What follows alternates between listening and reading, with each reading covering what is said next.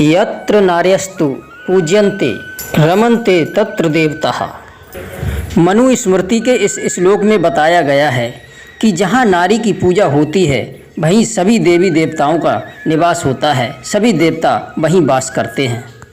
लेकिन दोस्तों, यह बात तो केवल आज के इस कलयुग में नामात्र के लिए ही रह गई है। रोज होते महिलाओं के साथ दुष्कर्म यह इस बात को साबित करते हैं कि जिस देश में महिलाओं को देवी का स्थान प्राप्त है वहीं पर अब बस महिलाओं को भोग विलास की वस्तु समझा जाना लगा है। महिलाएं तो महिलाएं रहीं, पर यहाँ तो 1-2 वर्ष की बच्चियों को भी नहीं छोड़ते हैं। दोस्तों, ऐसी ही एक घटना कुछ दिन पहले हुई थी महिला डॉक्टर के साथ में, जिसका सामूहिक दुष्कर्म करके और उसे कपड़े में लपेट करके जिंदा जला दिया गया था।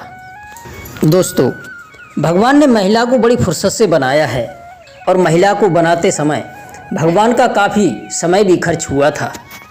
लेकिन भगवान की बनाई गई इतनी कीमती वस्तु को ये दरिंदे लोग उसे तुच्छ मात्र भी नहीं समझते हैं। ऐसे दरिंदों को तो फांसी से भी बेहतर कोई सज़ा हो वो देनी चाहिए, जिससे कि इससे सबक लेकर के आगे कोई इस तरह का कदम ना उठाए। दोस्तों, आइए सुनते हैं इस कहानी को। जो दर्शक हमारे चैनल पर पहली बार आए हैं, कृपया हमारे चैनल को सब्सक्राइब करें, बेल आइकन ऑन करें, जिससे हर नई वीडियो का नोटिफिकेशन आपको मिलता रहे।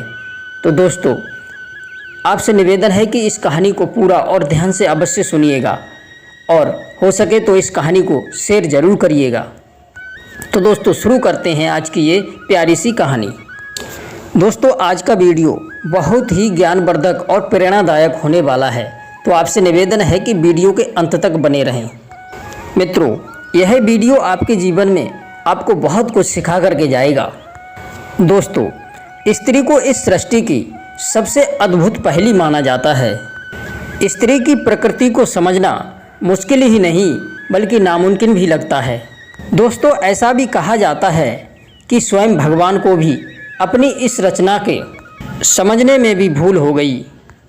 1 मिनट में सृष्टि की रचना करने वाले भगवान को भी इस स्त्री की रचना करने में काफ़ी समय लग गया था।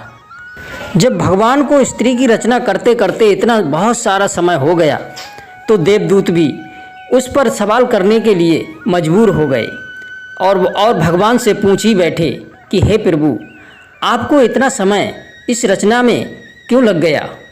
तब भगवान ने अपने देवदूतों को सवालों के कुछ अद्भुत से जवाब दिए थे। मित्रों, दरअसल भगवान को स्त्री की रचना करते करते 6 दिन बीत चुके थे, फिर भी रचना अभी भी अधूरी थी। देवदूतों ने भगवान से पूछा कि हे प्रभु, आपको स्त्री की रचना करने में इतना ज़्यादा समय क्यों लग रहा है। तब भगवान ने जवाब दिया कि क्या तुमने इसके सभी गुण देखे हैं। यह मेरी वो रचना है जो हर हालात में ये डटी रहेगी, स्थिति चाहे कैसी भी हो। यह सबको खुश रखेगी, चाहे बच्चे या उसका परिवार, सबको एक साथ प्यार करेगी। इसमें बीमार होकर भी कई घंटों तक काम करने की क्षमता होगी। भगवान की इस तरह की बातें सुनकर के देवदूत हैरान रह गए और भगवान से कहने लगे कि हे प्रभु, क्या यह अपने दोनों हाथों से इतना सब कुछ कर सकती है। भगवान ने जवाब दिया, बिल्कुल कर सकेगी, तभी तो ये मेरी सबसे अद्भुत रचना कहलाएगी। भगवान की इतनी सारी बातें सुनने के बाद में वह देवदूत उस रचना के पास में गया और हाथ लगाकर देखा तो कहने लगा, हे प्रभु, यही रचना तो आपकी बहुत ही नाजुक है। भगवान ने हंसते हुए अपने देवदूत को जवाब दिया कि हे पुत्र, यह बाहर से जितनी नाजुक है उतनी ही अंदर से ये मजबूत है। अर्थात यह कोमल तो है पर कमज़ोर नहीं है। इतना सुनने के बाद में देवदूत भगवान की इस रचना के बारे में और भी जानने के लिए उत्सुक हुआ और वह इस रचना के बारे में बहुत कुछ जानना चाहता है। तब देवदूतों ने भगवान से पूछा कि हे प्रभु, क्या इस स्त्री में सोचने की क्षमता होगी। देवदूत की बात सुनकर के भगवान ने जवाब दिया कि हे पुत्र, यह केवल सोच ना सकेगी बल्कि हर समस्या का मुकाबला करने की क्षमता होगी। इसके बाद में देवदूत ने फिर उस बनाई हुई रचना को छू कर के देखा, उसके गाल को छुआ। तब उस देवदूत को कुछ पानी जैसा प्रतीत हुआ था।